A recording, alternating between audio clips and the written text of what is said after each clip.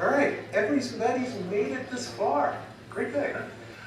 I'm Blake Nelson. I'm the principal, founder, owner of Waveonics.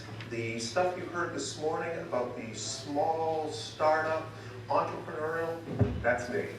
I'm a very small software development firm, and I've been working with Agero on this project, and I'd like to talk a little bit about what the experience is like for one of us small independents coming in with a powerhouse in the industry. And thank you, Blake, and good evening, everybody.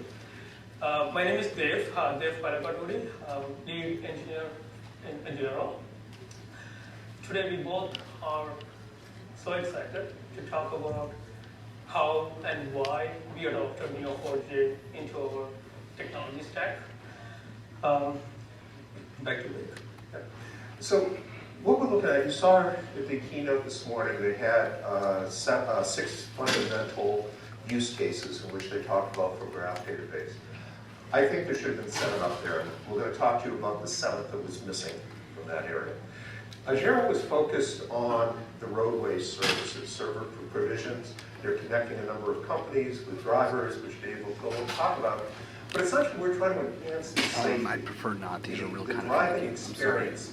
We detect, we analyze, we predict, and we improve driving safety, driving services, and the whole driving experience.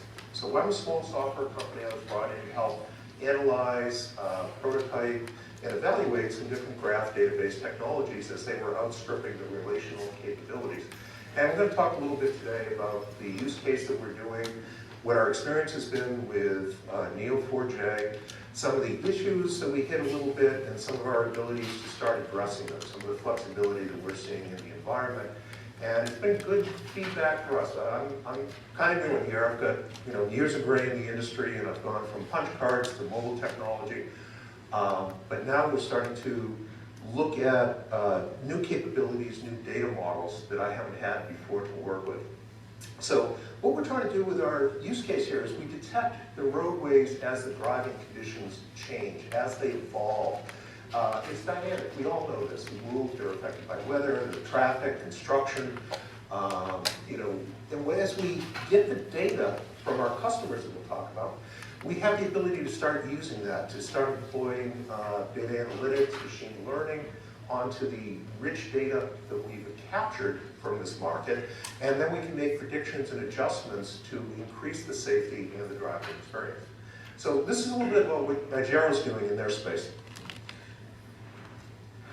Thanks, Blake. And who we are and what we do in the industry. So Agero is a privately held company with serving our customers for more than 45 years in the United States and in Canada.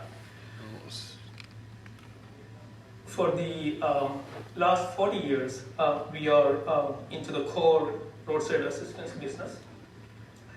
We assist drivers with their vehicle when there is a breakdown, or in case they need a repair, or in case of an accident. We connect the auto manufacturers, the insurance companies, the dealers, and the financial institutions with the towing companies, providing roadside assistance and end-to-end accident management services.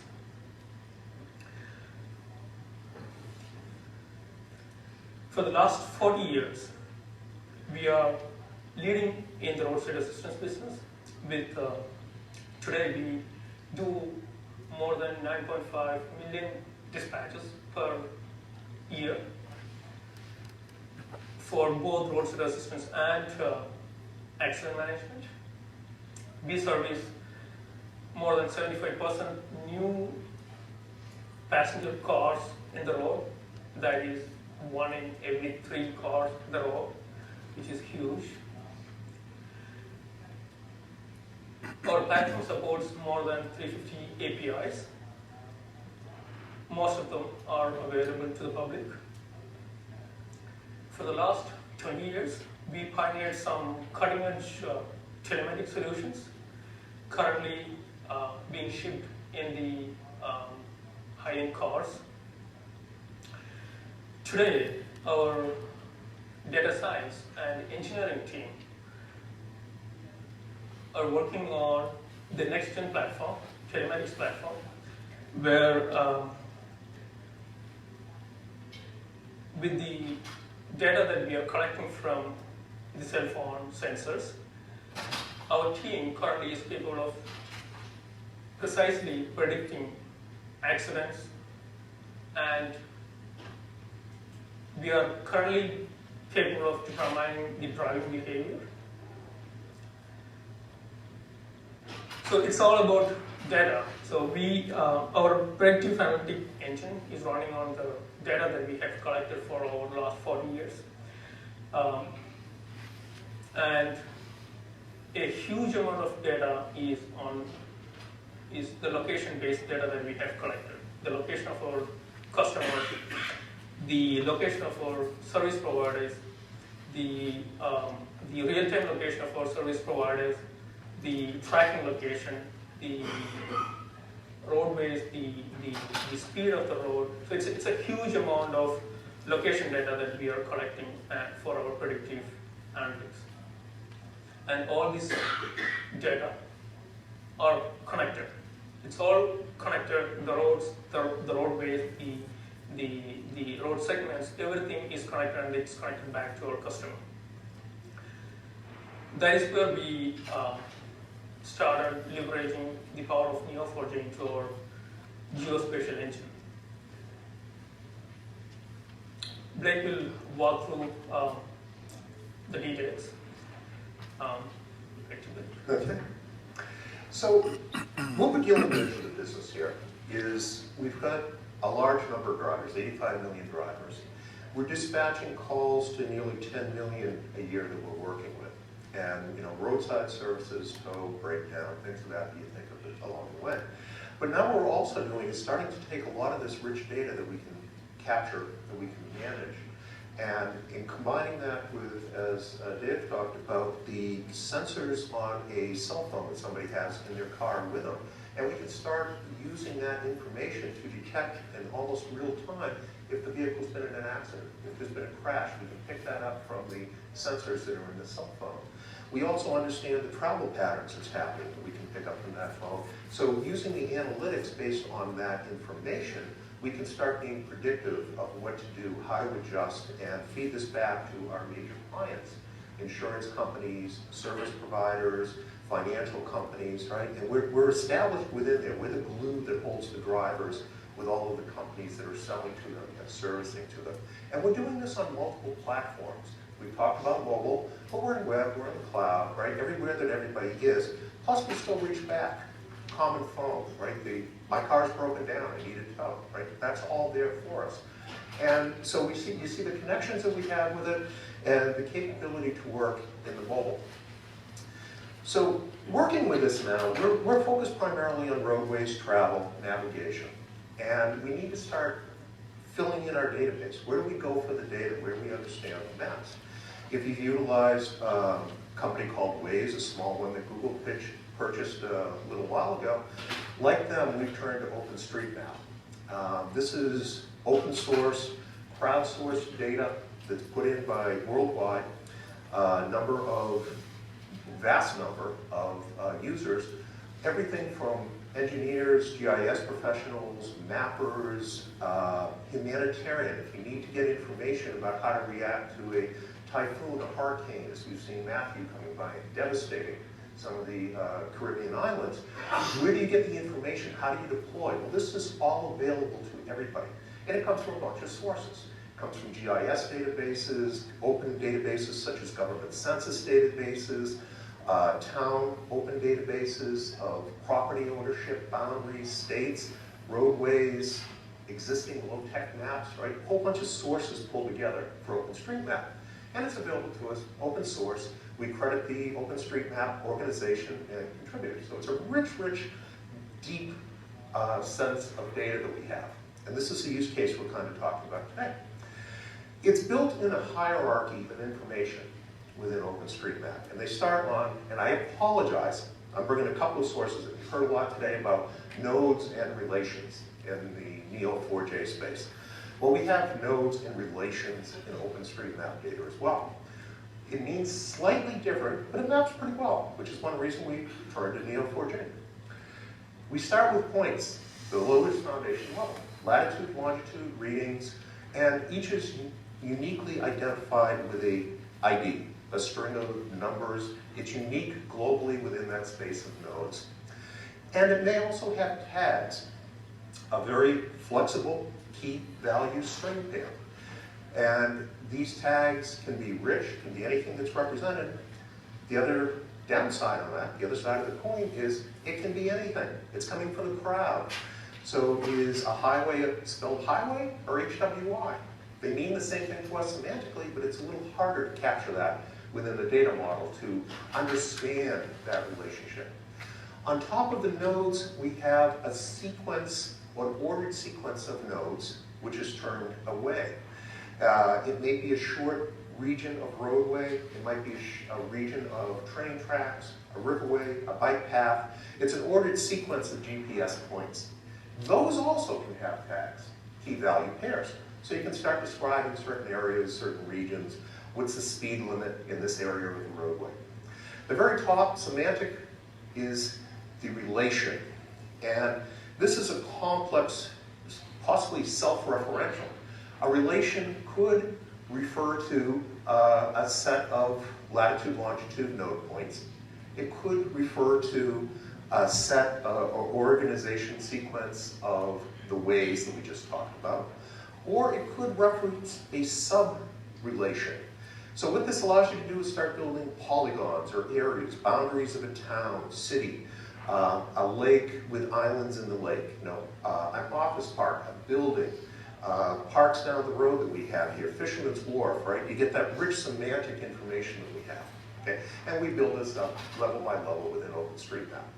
And it looks like this. Anyone that's familiar with XML, it's easy to read and work with. And we have the nodes, and I've cut out a little bit of data, but this is the essence of it. You've got the unique node ID, a latitude, a longitude position, and then possibly a tag, key value, or organization here. Here we've got a GPS that represents the a position of a traffic sign. And then on top of that, we have waves, and the ways have the reference. They call it an ND for clarity, but these NDs, these node references, just point back to a previous node ID in the file. And then following that, we'd have the relationships down at the bottom that would refer back to any preceding relationship, way, or node. Okay? So it's a hierarchy built up. But this is what it looks like when we map it onto representation that we're looking at. This one Cabot Road here, number 4, this is ground zero for RGR. That's where we live. We're just outside of Boston. This roadway down here on the bottom, Revere Beach Parkway, you can see in this area, we have a highlighted orange. That is what we have for a way. It's a section of road. It's not the whole road. It's a little piece of the road, right? We have a number of nodes that exist in the way, which are listed here on the left, right? All of these are unique IDs, and a particular node could be part of multiple ways. This tells us I have an intersection here, and it happens to be that point right there between Revere Beach Parkway and Brainerd Avenue, right? So this one lat long is the part of multiple ways. So we're talking relationships. We're talking about connections, right? The key value pairs we have are shown here on the left. And it happens to be a reference. What source was it? Well, this came from Mass GIS database right there. It's the source for it. It's about 30.2 meters wide for the width of the road. This is very flexible. It can tell us a lot, but it's flexible in a human way. It's not flexible in a data relational database way, because these can vary. However, the crowdsourced person who put the data in there wanted to tag them is how it's going to be represented. It makes sense to us reading it. It's a little harder to work with in a database world. So it's got some fair scale and complexity to it. These ways can be roads, which we often think of. It could be trails, bike paths, walkways, rivers, train tracks, anything that's of interest to somebody that's mapping. And there's a lot of dynamism to it. It changes a lot. This is a snapshot from a couple of weeks ago, or about a week ago. 1.2 million additions per day globally, 302,000 modifications. And we run into about 120K deletions daily. So it's changing a lot. If we look just at North America on the right-hand side, we're close to 1 billion nodes of these lat long points. A little over 60 million ways, 330 million tags of identification, key value, these flexible relationships. And then the semantic, almost a million different relationships that are built up. And there's also a lot of user bases. The information of who's changing it is here. And you can see it's been growing largely over the years. There's a lot of interest here. There's a lot of people contributing to it, which is rich for us, but it also makes for pretty phenomenal data management. So each of these little ways that we're dealing with is unique in its own way. It has some combination of information about it, and a lot of it we want to pull out for Jero to understand what our drivers are facing and how to service them. We worry about what the surface of a road might look like. What's the speed limit? And is it a posted speed limit, or is it an effective speed limit? Okay? Some areas we don't have the information in the database, but knowing what the relations, the analytics we can pull out of the data, given the surface condition, the time of the day, the weather, we can make intelligent predictions about what the effective speed should be. And if we see outliers from that, we may have an unsafe drive that we're working with. Differences, are we in a bridge, tunnel? Do we have intersections? Are there limitations of when you can turn through the intersection? All that rich information we're going to be looking for. And I'm going to just play back a little bit here. On the right-hand side, over time, you can see that orange line moving. This is moving from way to way. So on this one little piece of roadway out in front of Agero's headquarters, we've got about a half dozen different OSM ways that are connected, related to each other, but something is different from just a few feet of road to another few feet of road. Something has changed, and it's changed enough that we have to uniquely identify it. So there's a lot of complexity we're working with here. So why go to a graph? Okay, we drive roads, we know it. Roadways are essentially graphs that we're dealing with, right? We start someplace, we go someplace, we follow the roadway, we turn at intersections. So as we understand the location information coming from our users, as they drive the car, we pick up the sensor information of the GPS location in the mobile devices, we need to map it back against what the actual roads are. And we want to understand their behavior against the properties of the road. How are they driving? What is safe? Should we be rerouting them if we're dealing with the fleet or travel or service providers? So each of these segments, each of these edges between the nodes, has some properties that we want to represent. Neo gives us the capability to put properties on the edges, on the relations between their nodes. And that's pretty unique. That's a lot easier to do in their graph database model than it is for us to be doing it in our relational database model and trying to deal with all those joins across millions to almost billions of relationships. So the other thing that we're doing is, as we saw the capabilities that were being delivered with version 3, a lot of our data scientists are working with machine learning programs.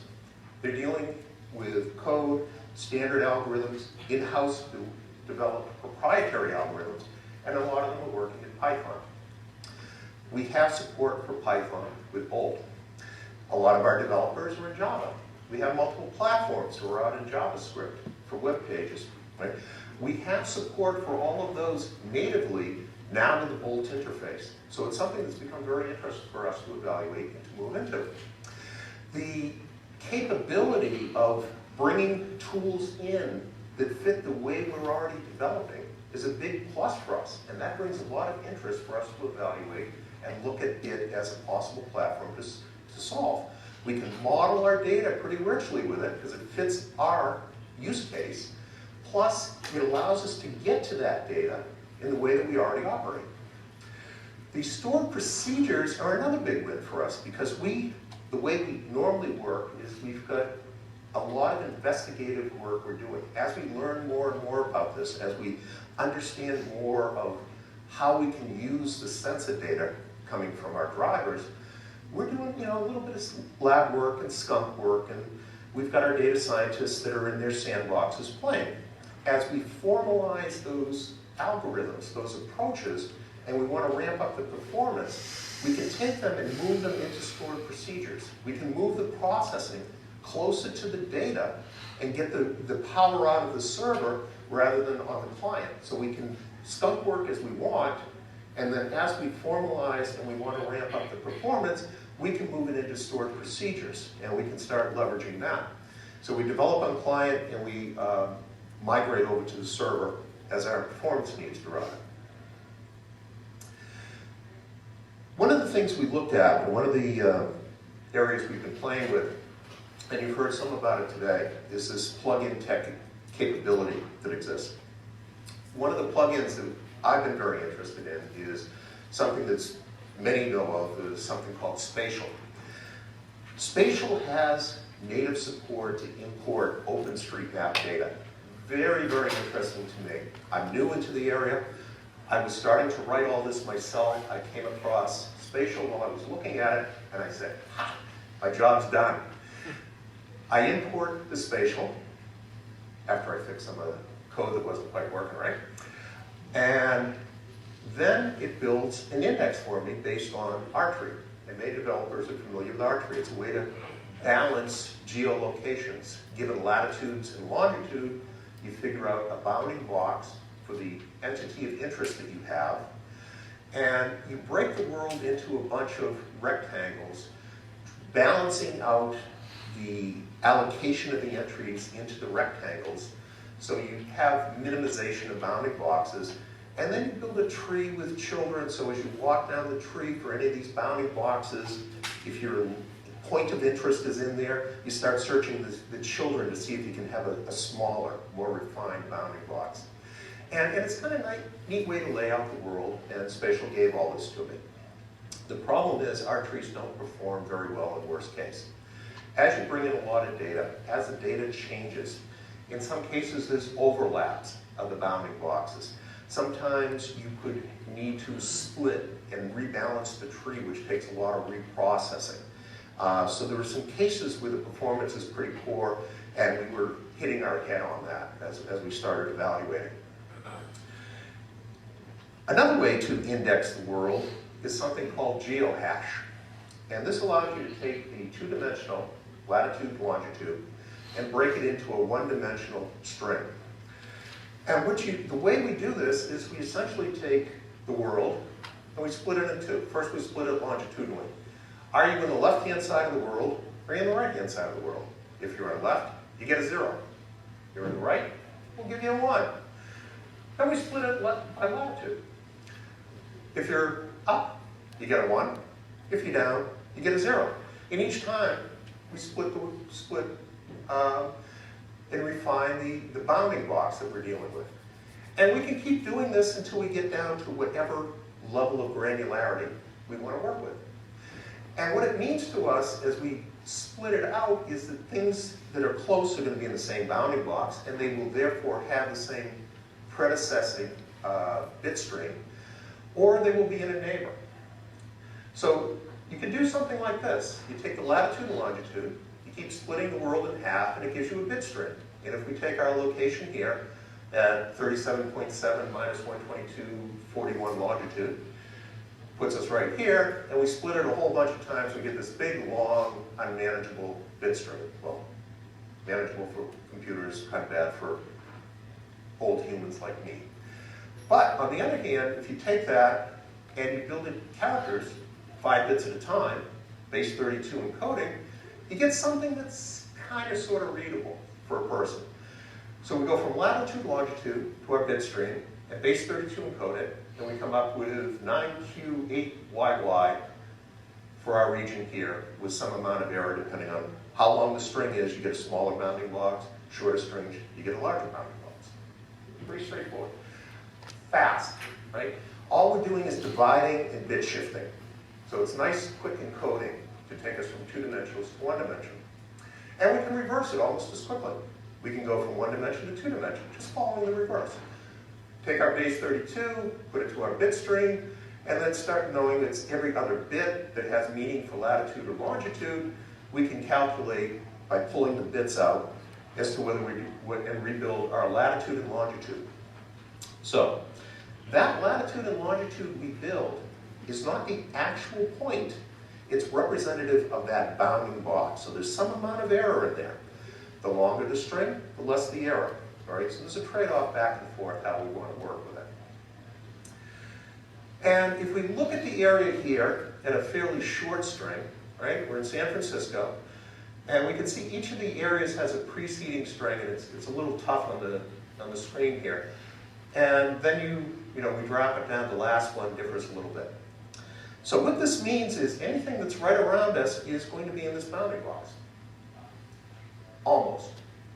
Until you get right to the edge. If I have something right on the edge there, right, if I go to the wharf, something on the left side of the bounding box is certainly further away than a point that's in the next bounding box, which means a different string. So what we're really saying is something close to us is either in our bounding box or one of our neighboring bounding boxes. Straightforward, right? It's going to be in one of those 9 areas, and we make the bounding boxes smaller by making the string a little longer, or vice versa. So it's a flexible encoding mechanism. And we can find it and look up that string really quickly using a graph, right? If we build a geohash tray, and I know it's pronounced tree, but I'm going to say tray just to distinguish between a normal tree relationship, so I will fall to that side of the technology terminology.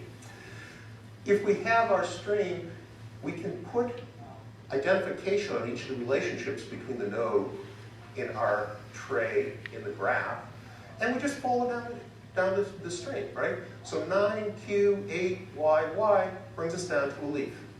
Very fast, very easy to work with an index like this.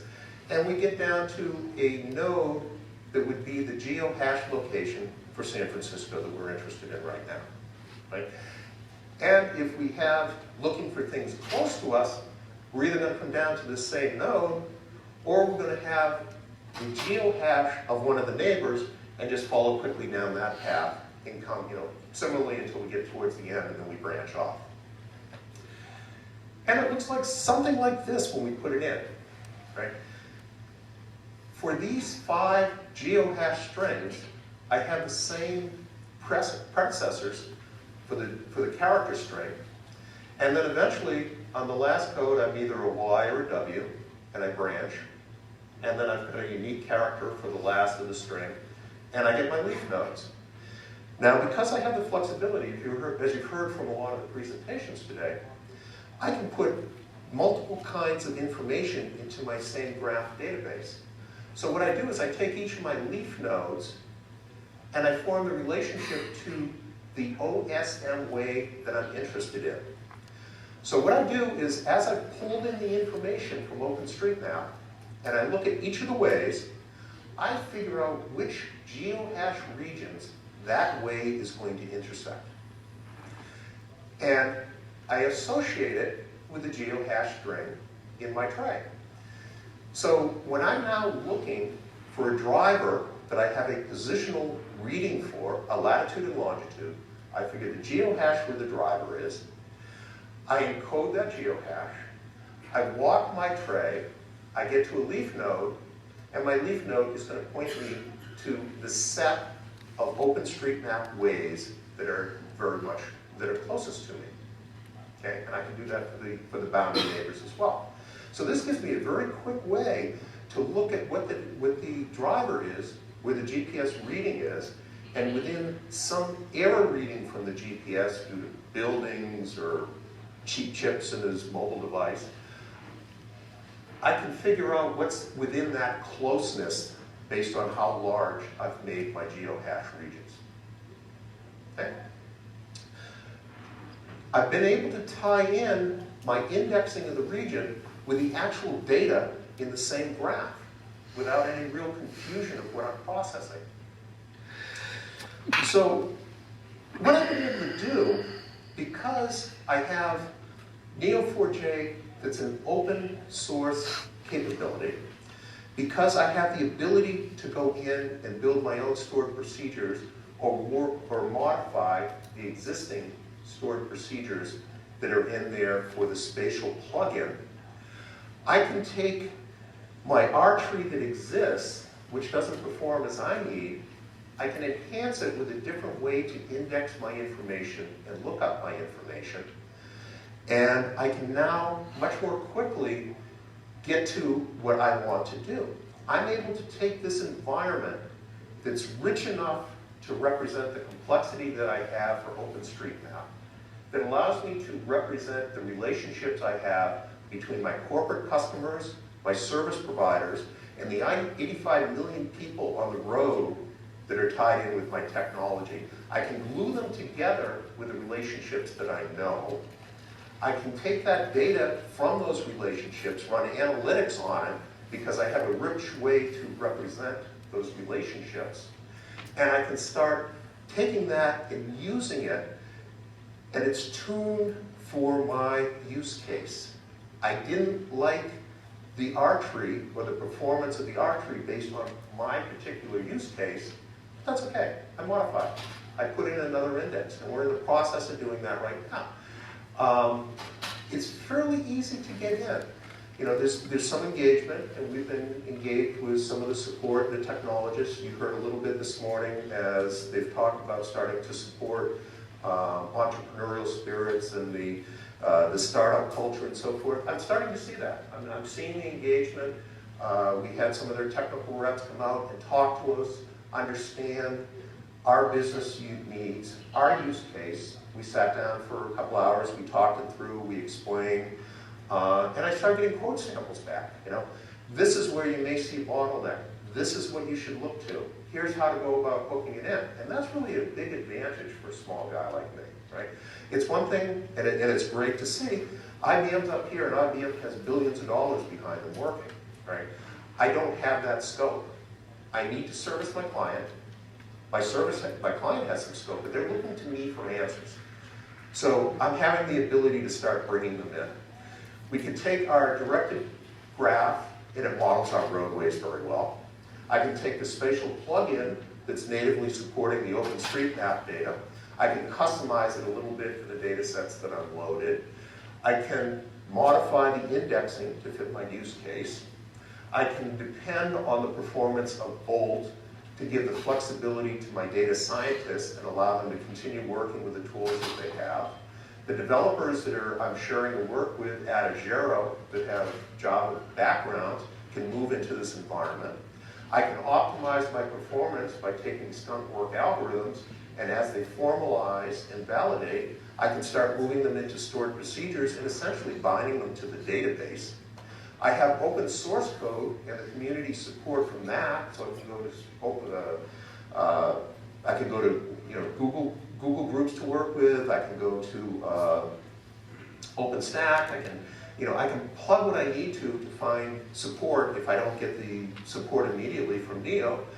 And I can build up my own functionality with the plugin capability. I can tune this. We can put in our own algorithms and our proprietary information that allows us to connect our corporate and our driving customers that we're working with. So I've got a lot of flexibility in the environment that's very, very enticing to us. Okay. So that's the use case. That's the seventh one I expected to see up this morning. Next year, I hope you'll see it. Right? I think there's going to be a lot of work on the navigation and the geospatial area. Okay. Questions? Yes?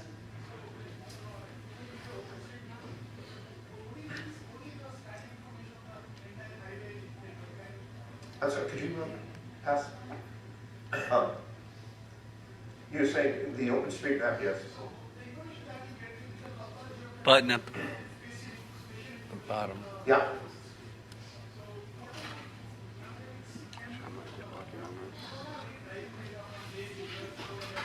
No, we don't.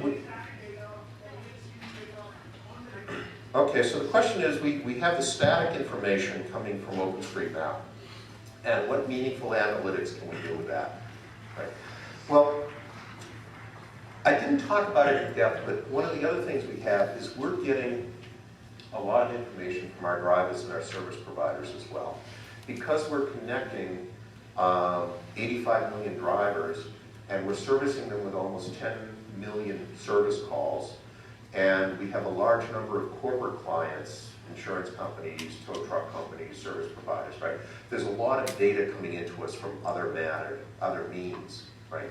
We have a lot of information coming from the driver community that's using our mobile apps, and we're collecting that as well.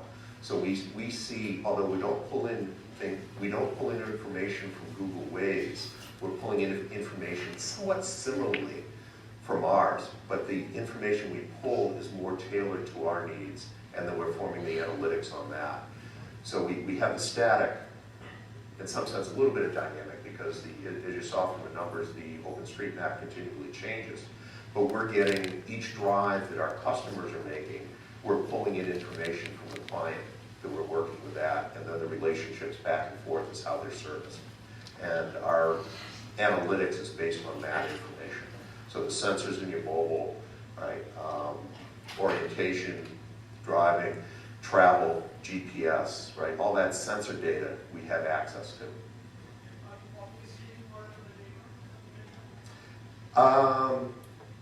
We don't stream it in live time back to us. They have some information, key information that we need along the way while they're driving, and then we have some trip information. And it differs depending, we're in a whole bunch of different markets. So depending on what particular market we're focused on and the services we're providing, from particular corporate customers to particular driving customers, right? You can slice them and dice them and categorize that a whole bunch of way. And we form the glue between the two. You know, is it proper to say, there used to be a company, used to say the biggest company you never heard of, right? Some sense is a little bit of that. We're not always out retail visible, but we have a lot, as you saw from the numbers that Dave talked about, a lot of presence out there. So we don't push ourselves always on that presence. And we partition those silos based on the needs of the connection, right? And I can't go into the specifics of what we're providing for some of the analytics, unfortunately. So to answer one of your questions, so we are getting the real-time data from our customers, from our clients, from our service providers. So one of the challenge is how to get the speed of a particular road. So we have also data we provide the posted speed limit, 35 miles or 40 miles or 60 miles. But during a heavy traffic time or during heavy road time, the average speed at that road is, let's say, 40 miles or 20 miles. So the posted limit is 60, but the average speed limit is 40. And another person is driving at 60 miles. That means that driver is dangerous to the other drivers in the road. So we are capable of predicting that, okay, one driver is driving above the average speed limit of a particular segment. So it's a static, and we are correlating both the data. Thank you. It's not official without the microphone. Sounds good. Now I'm official. You are official. So what made you combine the predictive analytics algorithms and models and Neo4j, or the graphical database technology? And the second question is, how are you doing that? How are you taking the models and the algorithms from the predictive analytics piece and combining that with this piece of data? Yeah, we've been evaluating multiple graph databases. Neo has a lot of attraction for us for a number of reasons, many of which you've heard today. The idea of open cipher. Cipher is very powerful, but there have been other channels to hear about that that's worked in. That gives a very rich way to start from the client querying the databases. I like a lot of the information that I've heard today, and some of it I am seeing materialize in the scalability. We're interested in that, and especially with what we're hearing about 3.1 and the core edge clustering algorithms that they have. The specifics of how we're doing the analytics, I won't talk with directly, but at a high level, we now have a platform that models the relationships, the connectivity, and one of the big draws is the ability to put properties on the relations that we have in Neo4j. You know, we have a data point, whether it's a node in OSM and another data point, which is a node in OSM, and that roadway that connects them, we can now understand the properties of it. The surface, hazards that might be out there, the lane drops, egress, exits within highways, limitations as to certain times of the day you may or may not be able to take a turn at this intersection. You know, all that rich information is there, and it becomes easier to pull it out from that model. What we were facing is putting it into the relational databases. You build up that semantic information through some very complex joins, and as we scaled, we started to see the performance of the relational databases being very stressed, which is the reason that we started looking at graph databases to find a data schema, a data model that matched the way we understood the world to exist, the data in the world to exist. So it's brought us into graph databases. Neo is one of the primary ones we're looking at, and we're now trying to tune it for our performance need. You know, the spatial plugin, the ability to handle the geolocation areas natively to the plugin was very good, but then as we looked at some of our particular use cases and some of the performance, when we scaled up to larger regions in North America, that R tree starts breaking down. We start pushing some of the worst case, and it's an issue of R tree, not necessarily the underlying database, but the architecture of what Neo technology has done with Neo4j allows me to start moving to another index such as Geohash, and that's what we're putting into place right now to evaluate, and we're hopeful that that will improve some of the performance we're seeing. Is change over time an important dimension to your analytics? Yes. And how do you fundamentally deal with that? And I'm so sorry to interrupt. We have about 30 seconds before we're going to reset the entire ballroom for our closing session. So last question. Okay. So the short thing is we have changes from OSM that we will need to import. Plus we're looking to also take the driver data, which is large number of drivers and a lot of information, and the ability to merge that in. We've been concerned on their current master-slave organization for clustering. That actually is scary to us. What we're hearing of the vision for the core and edges is more optimistic that we'll be able to update as quickly as we think, but we haven't tested it yet. We haven't been there with numbers. I'd like to talk to you a bit more. Sure. After we get kicked out of here. Okay. Thank you very much. Thank you.